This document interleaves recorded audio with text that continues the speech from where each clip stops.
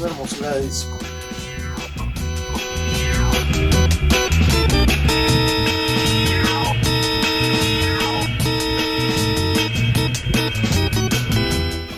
Yo creo, la última vez que había hecho más o menos un conteo, había unos 8.500 discos compactos, como unos 8.500 CDs, y en el EP unos 6.500 más o menos también.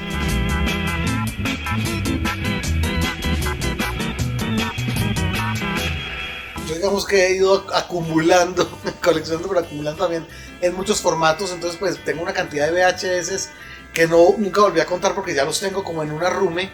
Pero digamos que cuando estuvo de moda el formato del DVD o cuando era el más práctico para tener películas, conciertos, etc., fui comprando también. Debo tener alrededor de unos 300 DVDs. Blu-ray no llegué a comprar nunca, pareció que el DVD pues daba como cubría la necesidad que yo tenía y prefería seguir comprando en disco compacto. Y un día, pues porque yo nunca paré de comprar tampoco LP, pero un día cuando entrando a la Radio Nacional reflexioné sobre de verdad la gran beta, el gran tesoro musical que tenemos los colombianos. Ahí empecé a ser más consuetudinario con la compra de LPs, entre otras cosas porque es material que nunca vio la luz en disco compacto. Entonces digamos que la necesidad era buscarlo en ese formato, no había como más, y pues de ahí que haya llegado ya a tener un cúmulo importante de discos en vinilo. Dame 5 discos. Listo, digamos que los que tengo más cariño, los que he conseguido de manera más difícil y que son además complejos de conseguir. Yo tengo un par de discos de 78 revoluciones, el primer formato, uno de 1910 con el piano de Emilio Murillo Chapul, compositor bogotano.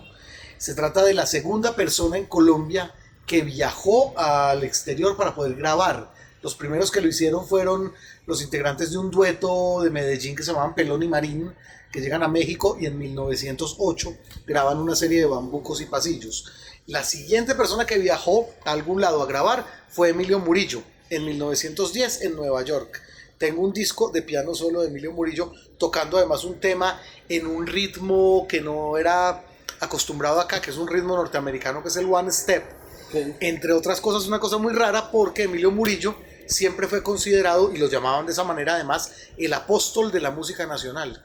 El tipo llegó un momento de su vida que no quería tener nada que ver con la música de otro país. De hecho, peleaba mucho en prensa con quien ese entonces era la cabeza del conservatorio aquí en Bogotá, porque el hombre del conservatorio quería, por supuesto, imponer una educación europea.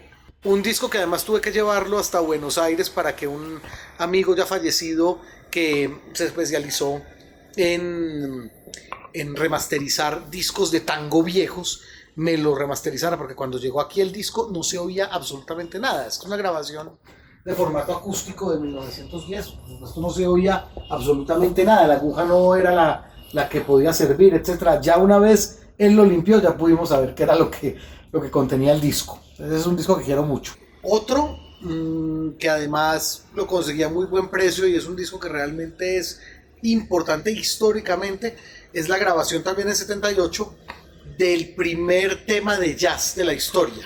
Se llama Livery Stable Blues, que es como el blues de la granja, y lo interpretó una orquesta llamada Original Dixieland Jazz Band. Ese jazz en ese entonces se escribía con S y no con Z. Original Dixieland Jazz Band. Ese disco es de 1917 y todo el mundo ya ha concertado en que se trata de la primera grabación de jazz de la historia. Digamos que la gran ventaja de ese disco en particular, y creo que es una de las razones por las cuales lo pude conseguir a un precio razonable, es que salieron muchas copias, porque fue un disco que fue exitoso en su momento, empezó a venderse muy bien, y hay quienes hablan de que ese fue un disco que alcanzaron a imprimirse alrededor de 500.000 copias, okay. Con lo cual, digamos, si llegan hasta esta época, puede ser que existan muchas. Otro es un 78 también internacional, en este caso de la orquesta de Efraín Orozco, un personaje de Cajibío, Cauca, que tuvo una orquesta muy ampulosa, una orquesta de unos 25 músicos que llamaba la Orquesta de las Américas, que grabó básicamente en el sur del continente y cuando regresa a Colombia ya se dedica a interpretar y a grabar música andina colombiana. Cuando él está en el sur del continente, la Orquesta de las Américas es básicamente una big band de jazz. Entonces hay discos muy interesantes de esa orquesta que por fortuna logré ir recopilando. Hay uno en particular muy interesante que es un foxtrot que se llama El Paso del King King Kong. Y aparentemente, porque no aparecen créditos, pero la voz seguramente es del barítono Carlos Julio Ramírez, que viajó con ellos a vivir a que era una estrella de Hollywood, pues hizo películas en Hollywood. La gran estrella de Hollywood, Carlos Julio Ramírez. Sí. Hay un disco del rock colombiano que es muy complejo de conseguir porque salieron muy pocas copias, que es el disco de una agrupación llamada La Columna de Fuego. Yo de hecho no he visto en la vida otra copia diferente a la que yo tengo. Tu novia dice que tú tienes un pacto con el diablo para conseguir cosas. ¿Por qué lo dice? No, lo que sucede, y es una cosa en la que estamos de acuerdo con algunos amigos, uno de ellos, Carlos Mario Mojica, que es otro coleccionista que se conoce en el mundo del picó costeño como Don Alirio. Él dice que los discos llegan a uno, que cuando un disco uno tiene que tenerlo, el disco llega solito. Y él tiene unos cuentos completamente inverosímiles de discos muy difíciles de conseguir, que prácticamente llegaron a sus manos por casualidades muy tontas. A mí me pasa eso también, exactamente. Voy a contar un cuento muy rápido. Un compañero de la radio con el que solemos compartir este tipo de gusto, Luis Daniel Vega, encontró un disco del cual no tenía yo la menor idea.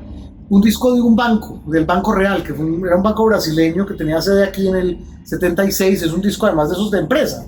Feliz año 1976 le desea Banco Real. La música de ese disco resultó ser unas grabaciones de música del Brasil hechas por músicos colombianos, Gabriel Rondón, Willy Salcedo, gente del jazz de los 70, encabezados por un tal Emanuel, que no sabíamos quién era. Después otro amigo, Javier Aguilera, de esa época, nos explicó que este señor Emanuel era un señor que hacía aquí jingles comerciales. Bueno, el caso es que Luis Daniel me mostró ese disco y por supuesto yo me mordía un codo en silencio. Tampoco de mostrar el hambre, sí. Pero un sábado, digamos unos 15 días después de él haberme hablado de ese disco, ese sábado me levanté yo con un pálpito muy aburridor. Y él me había contado dónde había encontrado el disco. Me fui al mismo punto donde él había encontrado el disco, que es una venta que yo no sé si todavía está, era como itinerante en la Plaza de las Nieves, un tiradero de discos a 2.000 pesos. Le di toda la vuelta a la mesa, pero toda la vuelta a la mesa, me demoré por lo menos unas 3 horas mirando disco por disco. Apareció el disco, o sea, apareció otra copia del disco, la portada, pero cuando sacó el disco resulta que no es el disco, venía trocado. Obviamente pues ya ahí la desilusión, la desinflada, ahí medio cogí un par de discos extras como a mirar a ver si adentro venía, como con esa esperanza inútil, como dice el bolero. Sí. No, pues yo me fui lo más de triste porque eso no, bueno, qué pálpito, pues no apareció, listo, no apareció. Me devolví para la casa y aquí muy cerca, sobre la 13, hay una venta de discos también, que es una cafetería, es un café con discos. Ahí te venden discos de todos los precios. No sé por qué me dio por bajar allá ese mismo sábado. Dije, no, iremos a ver qué hay por allá. Y bueno, encontré algunos disquitos, me los iba a traer acá. Y cuando me iba yendo, me llamó la atención una portada, como un dibujo. Y tiene aquí abajo el nombre, dice Emanuel. Y entonces aquí, para Emanuel para el gran Emanuel, Germán Tesarolo. En la portada la había diseñado Tesarolo. Cuando yo volteo el disco me doy cuenta que es exactamente el mismo disco en otra versión, pero en otra versión completamente diferente, de un año antes, y estaba completamente nuevo, y era el mismo berraco disco con el cual me amanecí yo con el pálpito de que lo tenía que encontrar. Entonces voy y le cuento yo eso a Daniela, y por supuesto ella dice, claro, Gonzalo, usted tiene un pacto con el diablo.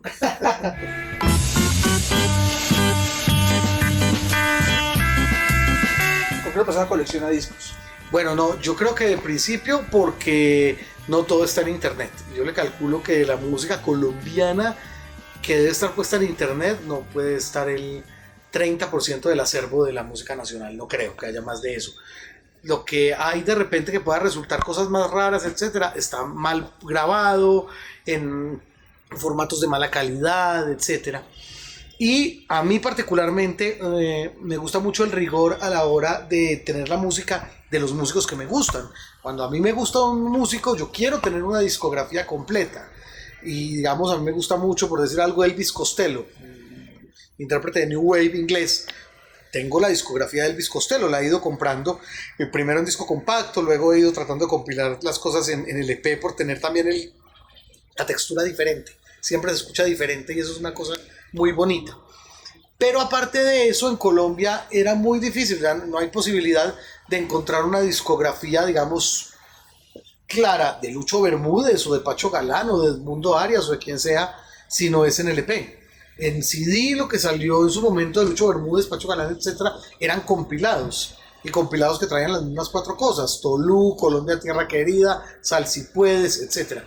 Si yo quiero tener la discografía completa de Lucho Bermúdez, tengo que buscarla en LP, no hay otra posibilidad. Y digamos que a partir de eso es que ya he ido haciendo el ejercicio de seguir comprando. Nunca dejé de comprar, eso es una cosa que es clara, digamos. Cuando el disco cayó en picada, cayó en declive, yo ya tenía el tornamesas, lo seguí usando, seguí comprando, pero vuelvo y repito, cuando entro a la Radio Nacional, y hay un disco que me marcó mucho en ese sentido, un disco editado por Lucas Silva, que tiene una disquera llamada Palenque Records. Es un disco de música de la costa Caribe, entre el 70 y el 85 más o menos, de cosas que sonaban muy africanas y que son como predecesoras de la champeta.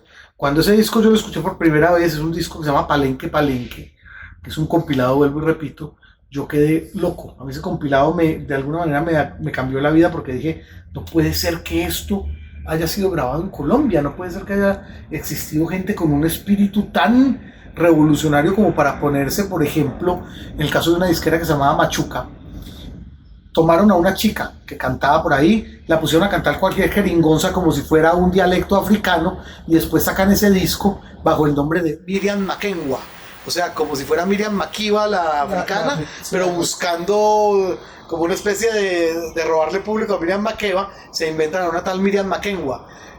Ese tipo de cosas a mí me volaron la cabeza, y eso hizo pues que, por ejemplo, cuando voy a la costa yo no puedo parar de ir a buscar en los sitios donde usualmente voy música rara, psicodélica de nuestra costa Caribe, que la hay y mucha. Yo la vine a conocer gracias fue a esa producción de Lucas Silva.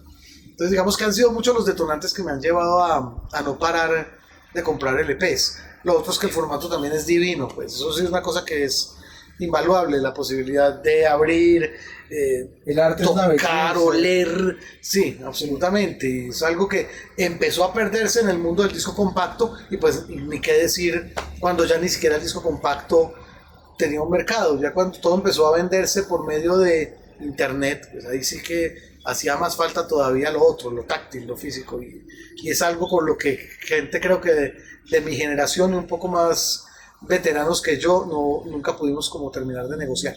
Sí, Emiliano Pinilla, al que madruga le da sueño, quiero contarte. Hay un disco de una cosa que se llama El Grupo Especial, que fue un disco muy simpático porque era como un dream team de músicos de música andina colombiana importantes en su momento, en los 60, el guitarrista León Cardona, el tiplista Diego Estrada, estaba ahí también Luis Uribe Bueno, en una grabación que tiene como sintetizadores. Es un disco muy interesante ese, porque simplemente se trataba de interesar a un público más joven en lo andino colombiano. ¿Y de qué año es eso? Ese disco del Grupo Especial debe ser un disco del año 67. Pero mucho antes de la música étnica, ¿no? Sí, claro. Pero sí son vainas que uno podría empezar a llegar a comparar, por ejemplo, con Jaivas en Chile, con Vitas Brenner en Venezuela, que era gente del rock de los 60 que empleaba elementos de lo tradicional en un lenguaje más rockero, básicamente. Ese es un disco muy curioso. Hay otro que por fortuna sí vio la luz, una reedición, y es un disco que sacaron aquí más o menos en el 72 o 73, unos personajes muy jóvenes del rock, promovidos por Manuel Dresner, el hombre de JoJo Music, que por fortuna todavía está con nosotros. El disco se llama Los Electrónicos, el nombre del grupo. Es un grupo que nunca tocó en ningún lado, solamente grabó ese disco. El disco se llama Tradición en Transición. Okay. Y es una locura de disco porque es un disco de versiones de música colombiana tradicional, instrumentales en rock, en formato rock, con guitarras muy pesadas, a veces el caimán, por ejemplo, en ritmo de blues. El formato es muy simpático. Antioqueñita de Pelón Santa Marta, también tocada como si fuera un surf. Es un disco que tiene unas particularidades y que no tenía ninguna pretensión diferente a tratar de que la gente joven escuchara música colombiana, que es lo más simpático del tema. Por lo demás, yo cada vez me encuentro algo y yo siempre me escribo con los amigos del tema y digo, puta, nunca vamos a terminar de descifrar este universo. Siempre aparece algo distinto, siempre nos encontramos con una cosa que me parece que lo hubieran grabado ayer y que tiene 40 años. Y de verdad nunca dejamos de asombrarnos, que es lo más bonito del tema.